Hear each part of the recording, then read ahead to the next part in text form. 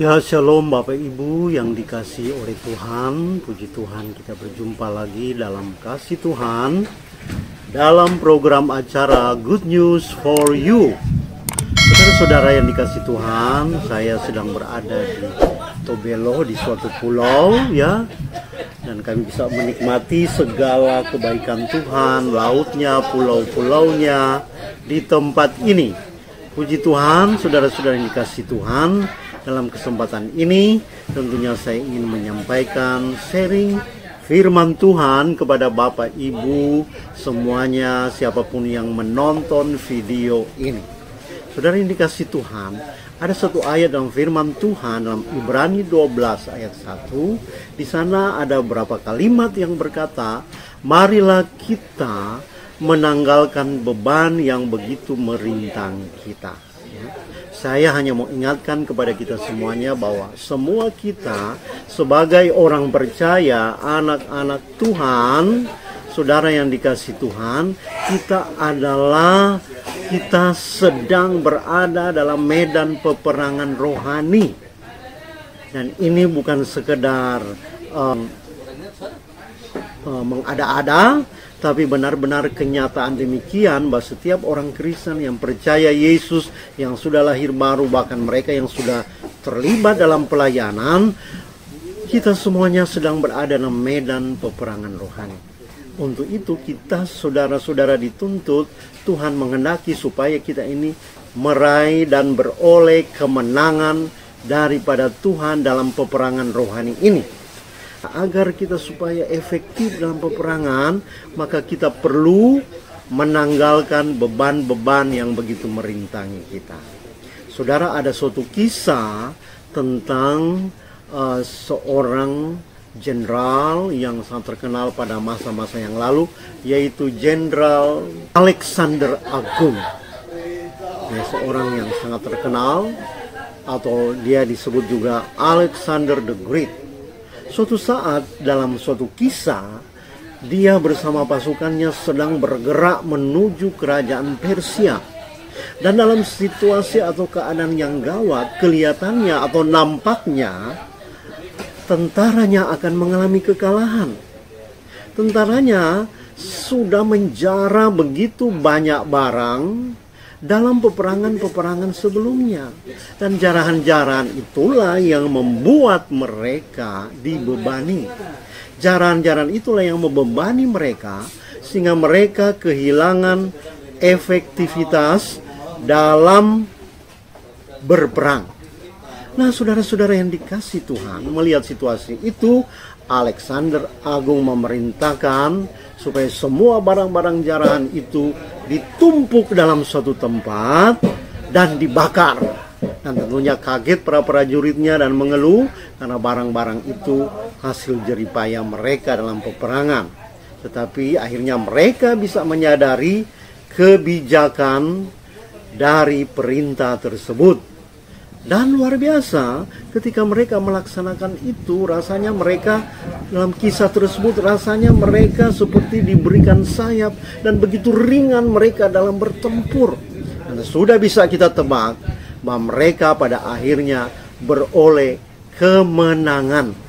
Nah, saudara-saudara, kita juga adalah tentara Kristus. Alkitab berkata kita umatnya adalah tentara Kristus. Nah, sebagai tentara Kristus, maka kita perlu melepaskan diri dari segala hal yang menghalangi kita dalam peperangan, dalam berperang melawan musuh rohani kita.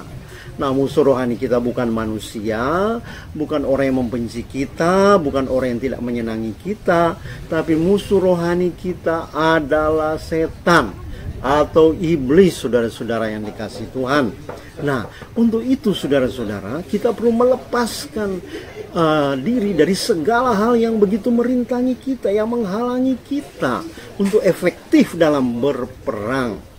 Saudara yang dikasihi Tuhan, dan agar efektif dalam berperang, maka kita juga perlu diperlengkapi dengan perlengkapan senjata Allah. Ya, saudara tahu Apa itu perlengkapan senjata Allah? Saudara bisa baca dalam Efesus pasal 6 ayat 11 sampai 17. Di sana dikatakan bahwa kita perlu memperlengkapi diri dengan ketopong keselamatan, perisai iman, berbaju sirakan keadilan, berkasutkan kerelaan untuk memberitakan Injil, memiliki pedang roh yaitu firman Allah. Jadi betapa penting ini semuanya. Salah satu contoh betapa pentingnya kita membaca dan merenungkan firman Allah setiap hari. Itulah senjata rohani yang dapat mengalahkan segala tipu daya si iblis. Saudara-saudara yang dikasihi Tuhan, demikian juga kita diumpamakan oleh Tuhan sebagai pelari. Dalam perlombaan iman ini kita sebagai pelari. Nah, sebagai pelari untuk agar supaya bisa beroleh dan meraih kemenangan, maka kita ini harus melepaskan segala beban-beban yang begitu merintangi kita. Melepaskan segala beban-beban yang bisa melemahkan iman kita. Segala beban yang bisa merampas kekuatan rohani kita. Segala beban yang bisa menggoyahkan ketahanan rohani kita. Saudara-saudara, tidak ada seorang pelari yang kalau bertanding, berlomba, dia memakai helm, atau dia memakai baju yang jaket yang tebal, atau sepatu yang berat seperti sepatu tentara. Tidak ada. Dia akan memakai bahan-bahan yang seringan mungkin. Saudara, demikian juga kita dalam perlombaan iman ini. Mari kita lepaskan segala beban-beban, saudara-saudara, ya, supaya kita tetap kuat. Kekuatan kita tidak dirampas oleh beban-beban yang begitu berat, saudara. Oleh sebab itu, ayat yang telah kita baca tadi, marilah kita menanggalkan semua beban yang begitu merintangi kita. Saudara-saudara, apakah beban itu? Ya, mungkin beban itu merupakan dosa-dosa yang masih kita senangi. Mungkin segala ikatan-ikatan yang masih mengikat diri kita.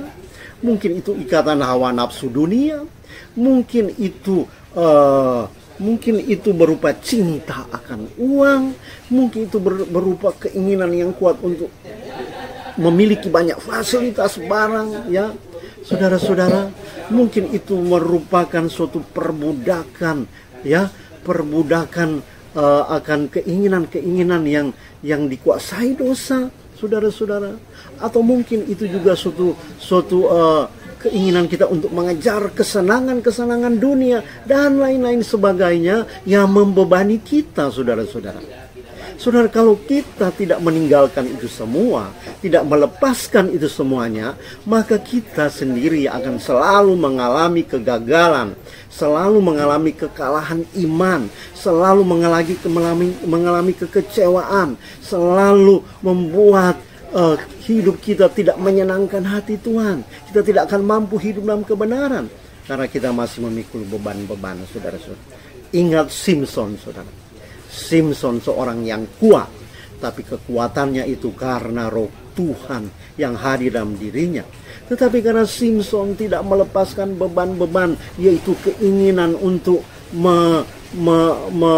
mencintai banyak wanita, ada roh persinahan dalam dirinya, sehingga saudara-saudara, apa yang terjadi? Oleh karena beban-bebannya itulah, sehingga dia akhirnya jatuh, gagal, dan kekuatan rohaninya, kekuatan imannya habis, hilang, digerus, dirampas oleh beban-beban dosa tersebut.